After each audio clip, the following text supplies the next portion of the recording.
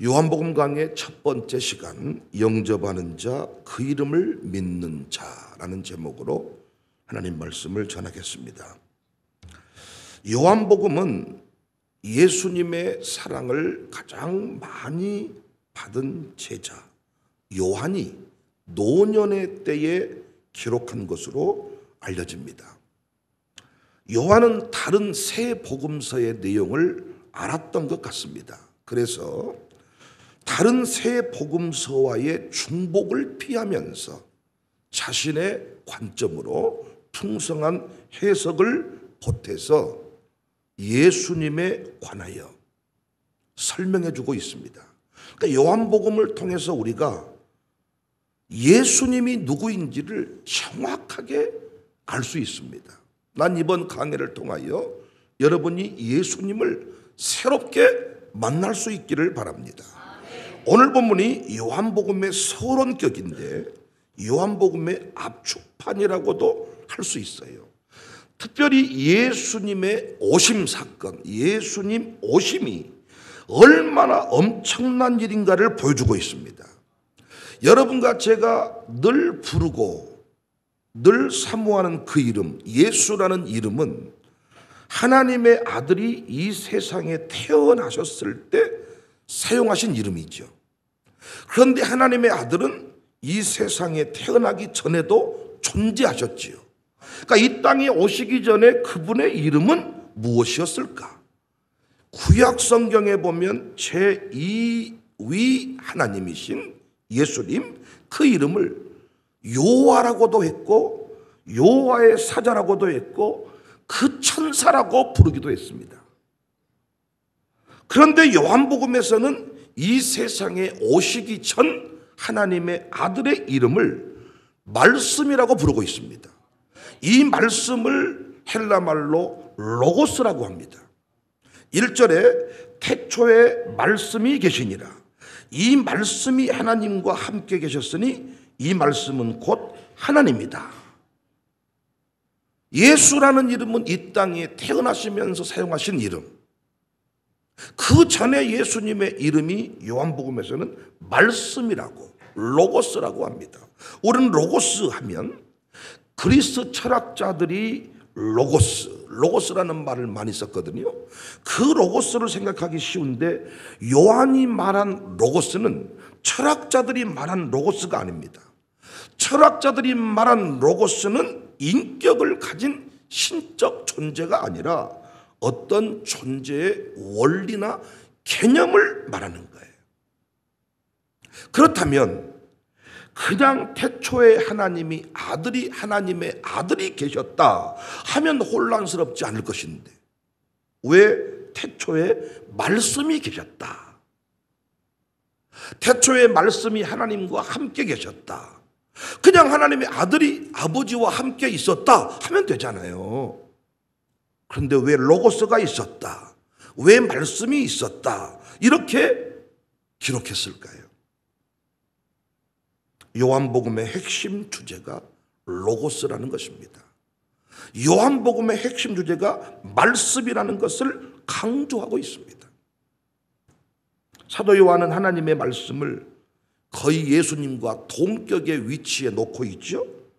사실 말씀은 예수님 자신이 아니잖아요. 그러니까 예수님을 말씀이다 이렇게 말하면 안 되잖아요. 말씀 자체가 신은 아니잖아요.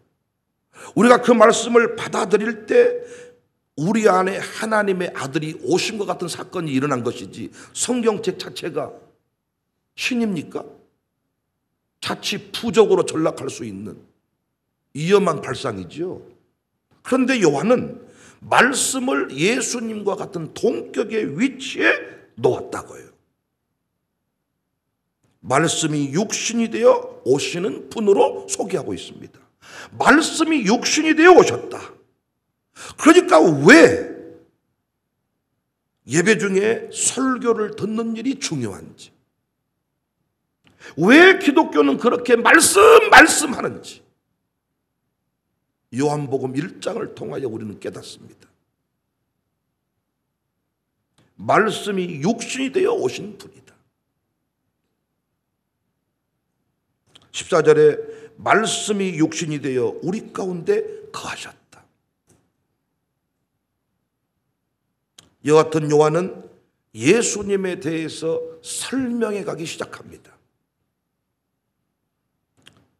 첫 번째 설명의 내용을 보니까 예수님은 하나님과 함께 계셨다 합니다. 1절에 태초에 말씀이 계시니라, 이 말씀이 하나님과 함께 계셨다. 여기서 굳이 함께 계셨다는 말을 쓰는 것은 두 분이, 아버지 하나님과 아들 예수님이 다르다는 것을 의미하죠. 함께 계셨다. 아들 예수님은 성부가 아닙니다. 독립된 인격을 가지신 분으로 창조 이전부터 함께 계신 분이었다. 이걸 설명합니다. 두 번째 설명은 예수님은 또 하나님이셨습니다. 1절 하반절에 보니까 이 말씀은 곧 하나님이시니라. 이 말은 조금 전에 함께 계셨다는 말과 충돌하지 않죠. 부정하는 게 아니죠. 예수님도 모든 면에서 하나님과 동일하다는 뜻입니다. 아버지는 아니지만 영광이나 본성, 자질 다 하나님과 동등하다는 것입니다. 그러니까 우리 예수님은 또 하나님이셨습니다. 예수님은 피조물이 아닙니다. 그 다음 설명입니다. 3절에 예수님이 만물을 지으셨습니다. 만물이 그로 말미암아 지은 바 되었으니 지은 것이 하나도 그가 없이는 된 것이 없다. 여러분, 여기서 그로 말미암아 지은 바 되었다는 얘기의 의미를 아시겠습니까? 우리는 창세기 1장에서 하나님이 말씀으로 천지를 지으셨다 하니까 그냥 뚝딱 알아서 생겨난 것으로 이해하기 쉽지만, 여기 보니까, 오늘 본문에 보니까 어때요? 아들을 통하여 만물이 그로 말미암아 지은 바 되었다. 하나님께서 누구를 통하여? 아들 예수님을 통하여 만물을 창조하셨음을 알 수가 있지요. 이것은 마치 우리 교회가 많은 일을 할 때 제가 위원장을 세우고 사역장을 세워서 일을 하죠. 그러면 교회의 어떤 그 질서상 그 일을 다 이루고 나서 담임 목사의 이름이 들어가기가 쉽지만 실제 그 일은 누가 한 거예요? 사역장이 한 거고 위원장이 한 거고 위임받은 사람이 한 거잖아요.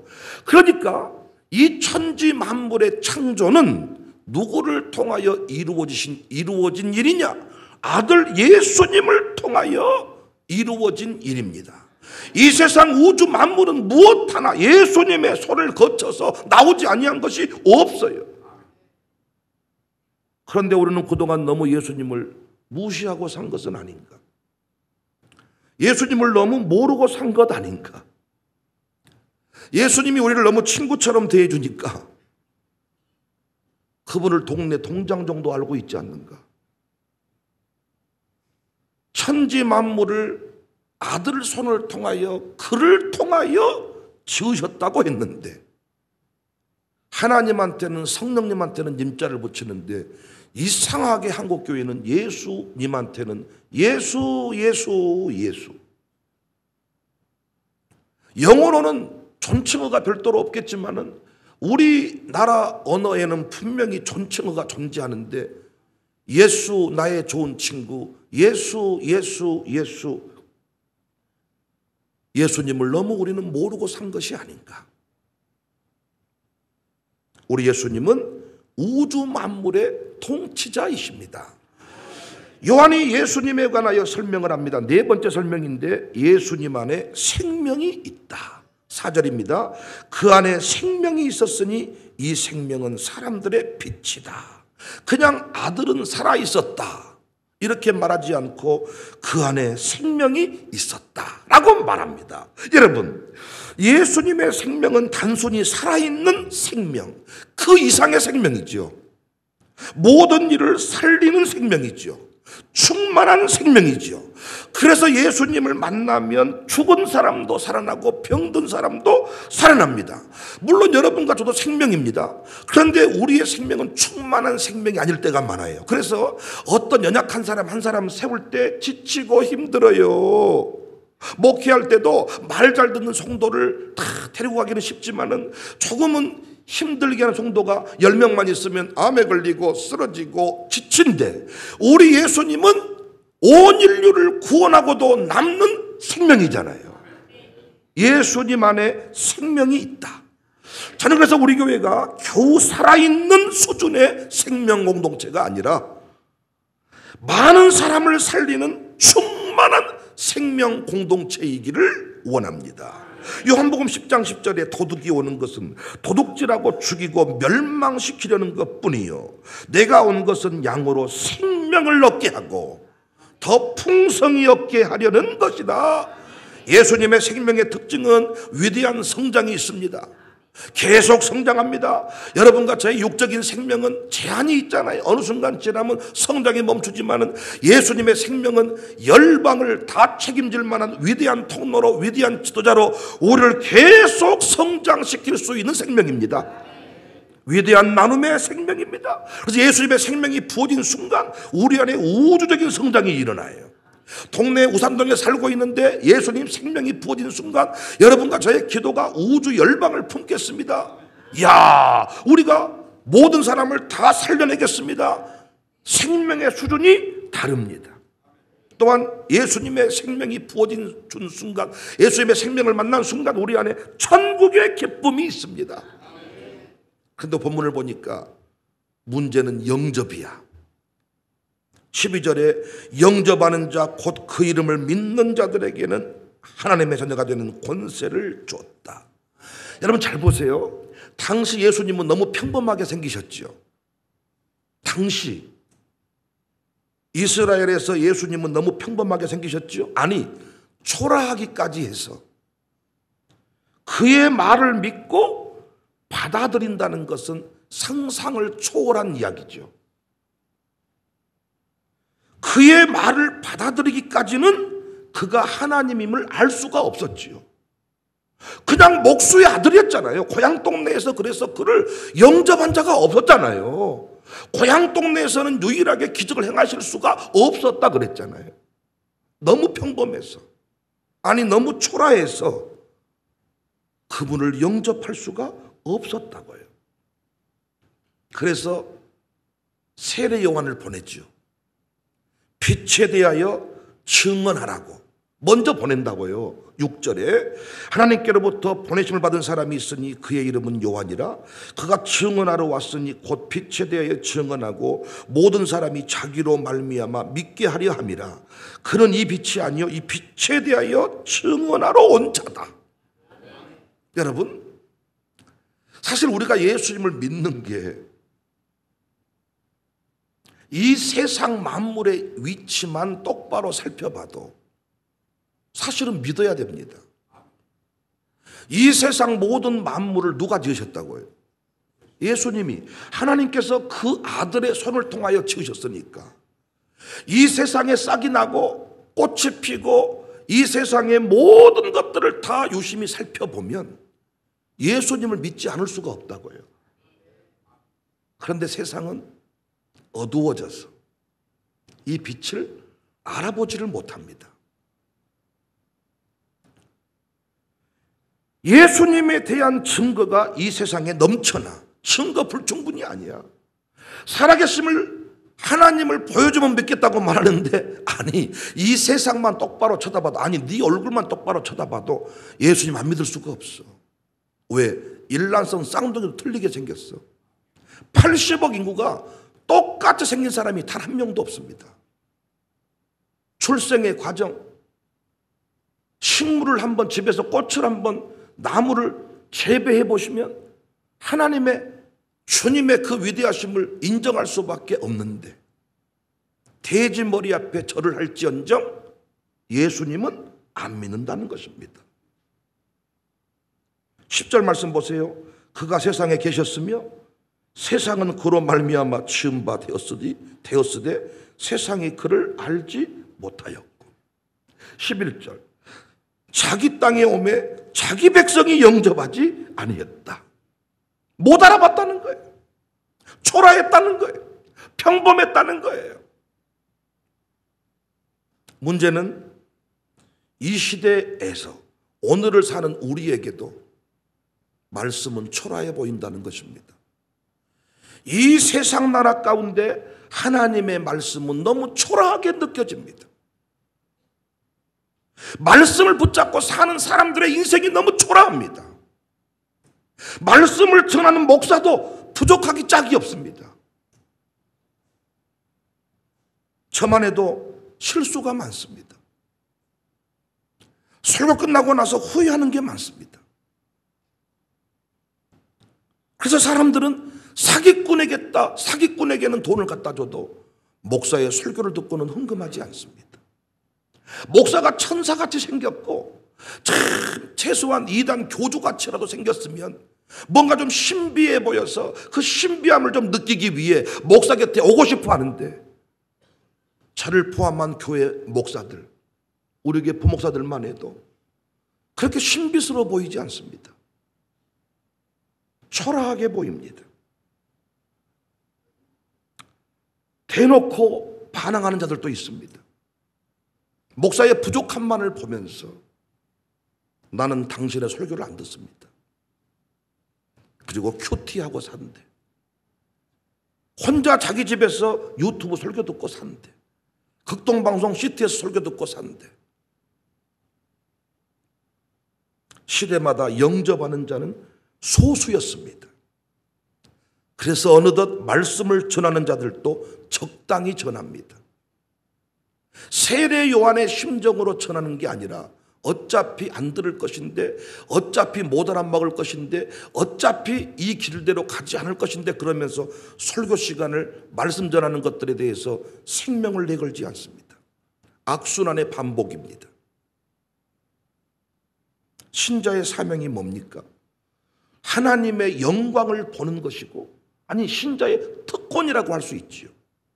세상 사람들은 돈의 영광만을 바라보지만 여러분과 저는 하나님의 영광을, 온 우주에 가득 찬 하나님의 영광을 바라보고 사는 게 신자의 특권인데 영광을 보지 못합니다.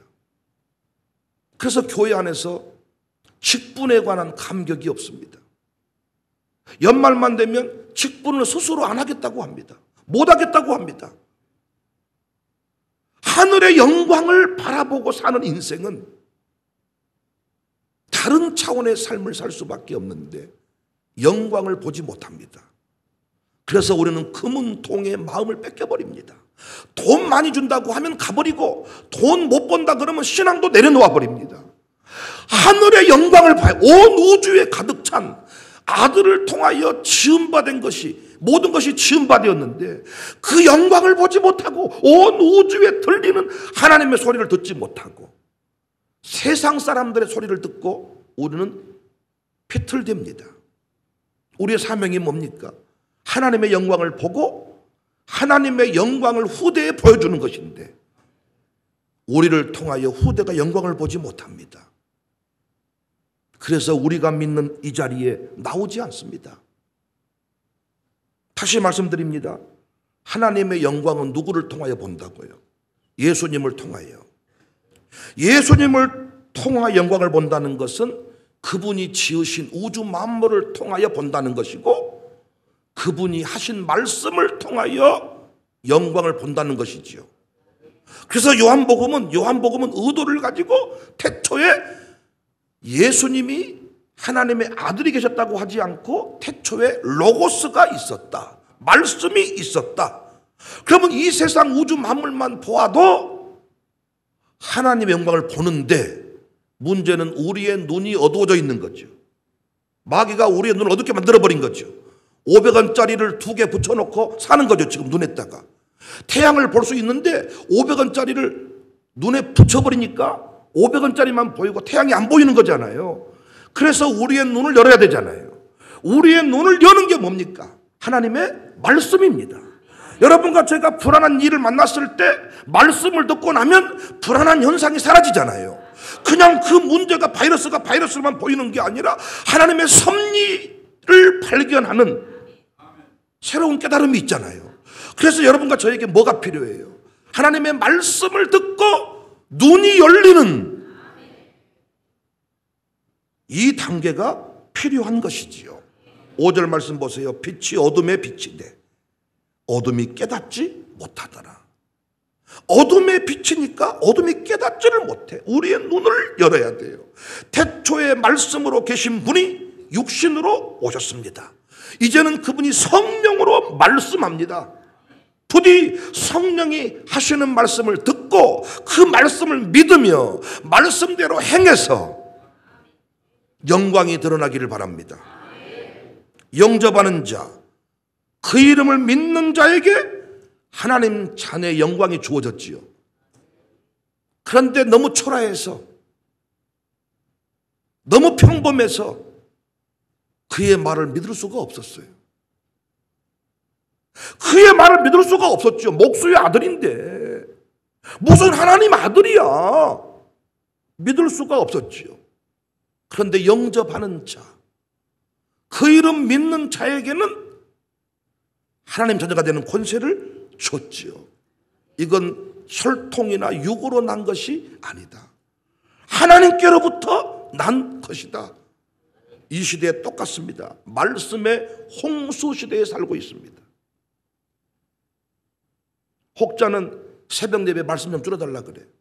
기도 많이 하겠다. 목사도 절대 설교를 길게 하지 않으려고 애를 씁니다. 그냥 국민의례와 같이 스쳐 지나가는 형태로 목사도 설교하면서 자기 설교의 인생이 바뀔 것이라고 믿는 사람 몇 사람이나 될까? 회의감이 들 때가 많죠. 설교하면 뭐하냐? 제목도 모르는데 목사들끼리 만나면 서로 넋두리 하는 겁니다. 여러분 하는 말, 설교가 설교다워야지. 그래서 차라리 기도하는 게 더 낫다. 차라리 그럴 바에는 큐티하는 게 낫다. 그런데 오늘 또 영접하는 자, 그 이름 믿는 자, 이걸 이제 우리 개념으로 바꾸면 영접하는 자, 그 말씀을 믿는 자에게는 하늘의 영광이 부어질 것이다. 영접하는 자, 그 이름을 믿는 자에게는 하나님 자녀가 되는 권세가 주어졌다면 이제는 성령이 하시는 말씀을 듣고 사는 시대잖아요. 그렇죠? 그러니까 영접하는 자, 그 말씀을 믿는 자에게는 하늘의 영광이 부어질 것이다. 독생자의 영광을 보게 될 것이다. 온 우주 만물 가운데 가득한 주의 음성을 듣게 될 것이다. 온 우주 만물 가운데 가득한 하나님의 영광을 보게 될 것이다. 사랑하는 성도님들, 말씀을 영접하고 말씀을 믿으십시오. 백 목사 부족합니다. 김 목사, 이 목사 부족합니다. 제 설교 듣다가 상처받은 분이 많다 그러더라고요. 여러분, 부족한 전달자의 상처를 가지고 말씀을 내팽개치지 말고, 여러분도 부족하시잖아. 부족하니까 주님 십자가 붙들고 사는 거잖아. 여러분은 완벽해서 교회 직분자가 되셨습니까? 여러분은 완벽해서 제가 여러분을 제 동역자라고 축복합니까? 부족한 것은 여러분이나 저나 주님 앞에 똑같은 사람이에요. 그래서 주님 앞에 오늘 또 엎드리는 거예요. 초라하기 짝이 없으니까. 설교해놓고 염려하는 나를 보면 죽고 싶을 때가 많아. 근심 걱정 염려 내려놓고 주님 앞에 나가자고 설교해놓고 혼자 하루를 살면서 근심하는 나를 보면 죽고 싶다고요. 여러분 어떠신가요? 여러분 자녀가 왜 교회 안 나옵니까? 똑같은 거 아닙니까? 저의 부족함 때문에 설교 듣기 싫다. 목사가 말을 그렇게 함부로 하니까 설교 듣기 싫다. 여러분 자녀는 왜 교회 안 나옵니까? 똑같은 거잖아요. 여러분이 함부로 말하신 거잖아요. 감정대로 집에서 행동하신 거잖아요. 성질나면 하나님 뭐가 없는 거잖아요. 교회 안에서 오늘 또 말씀을 통하여 우리의 눈이 열려야 되는데 통로로서의 사명이 중요합니다. 광야에 살아야 하고 약대 털옷을 입고 살아야 하고 감정에 치우치면 안 되는 것이 말씀 전달자입니다. 그런데 육신을 입고 있기에 부족함이 있습니다. 그래서 성령이 아니고는 여기 이 백 목사의 말을 들을 수가 없는 거죠. 성령이 아니고는 왜? 부족함 그대로니까. 그런데 성령이 역사하시면 여기 있는 백목사가 아니라 하나님이 세우신 종으로 보이는 거죠. 그래서 똑같이 신앙생활에도 허물만 들추어내는 사람이 있고 영광을 노래하는 사람이 있죠. 똑같은 거 아닙니까? 인간 백윤영으로 여러분을 보았으면 난 여러분과 안 만납니다. 피차간에 상처가 있잖아요. 여러분 솔직히 부담스러우신 분들이 있잖아요. 제가 함부로 할 수 없는 분들이잖아요. 그런데 성령이 역사하니까 때로는 여러분이 귀여워요. 때로는 여러분이 너무 사랑스러워요. 저는 누군가를 그렇게 쉽게 사랑할 수 없는 사람입니다. 그러니까 성령이 아니고는 목회할 수 없구나. 성령이 아니고는 절대로 말씀 듣고 영접할 수 없구나. 깨닫게 된 것이죠. 육으로 되는 것이 아니다. 여러분과 제가 영광을 봐야 되는데, 여러분 꿈속에서 이상한 황홀한 어떤 장면만 여러분이 한 장면 봐도 아침에 일어나서 먹먹합니다. 머리가. 하물며 하나님의 영광이겠습니까? 우리가 늘 기도할 때마다 예수님의 이름으로 기도합니다. 예수 부르고 사는데 그 예수님이 어떤 분인 줄 알고 그 예수님의 영광이 온 우주 만물에 가득함을 할 때 여러분과 제가 작은 어려움 앞에 예수 믿네 안 믿네 그런 소리 하겠습니까? 아닙니다. 난 여러분과 제가 영접하는 자, 말씀을 믿는 자에게 하늘의 영광을 보여줄 것이다. 어떤 교회가 좋은 교회입니까? 역사와 전통이 깊은 교회입니까? 아닙니다. 말씀이 살아있는 교회입니다. 전달자의 허물을 들추어내는 교회가 아니라 성령께서 하시는 말씀을 듣는 거예요. 여러분, 어떤 기도자가 기도할 때 하고 전달을 잘 못했지만 우리는 그 기도 끝나고 나서 은혜 받았다 말할 때가 많잖아요. 전달이 잘 안 됐지만은 성령께서 그를 통해 하시고자 하는 말이 뭔지를 우리가 느끼고 고백해 줄 때가 있잖아요. 성령이 하시는 말씀을 듣고 그 말씀을 믿을 때 여러분은 이 땅에 서 있지만은 세상 사람이 아닙니다. 여러분의 얼굴에 영광이 드러날 것이고 여러분의 가문을 통하여 하나님의 위대한 역사가 이루어질 것입니다. 말씀을 영접하십시오. 말씀을 믿으십시오. 말씀을 영접하고 말씀을 믿을 때 태초에 말씀이 계시니라, 로고스가 계시니라. 로고스, 예수님과 말씀을 동등한 위치에 두고 있는 요한의 이 절박함을 좀 느꼈으면 좋겠습니다.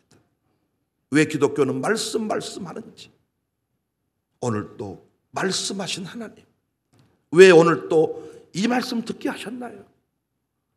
왜 나를 잠에서 깨우셔서 이 자리에 앉혀두셨나요? 왜 이 대목에 우리 목사는 요한복음을 강의하게 되었을까요? 말씀 속에 역사하신 하나님을, 그 위대한 섭리를 발견하고 오늘 또 무릎을 치고 손뼉을 치며 하루를 살아내는 복된 성도들이 되시기를 주님의 이름으로 축복합니다.